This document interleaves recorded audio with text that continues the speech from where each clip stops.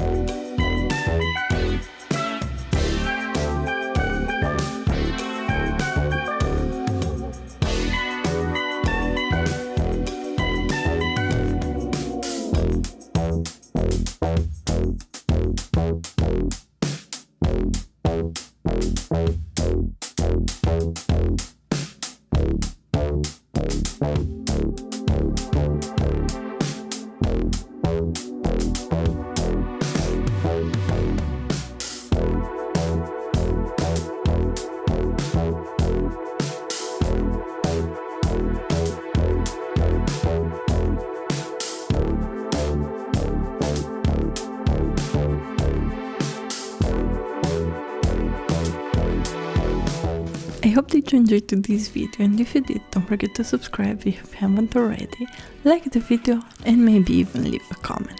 See you on the next one. Bye!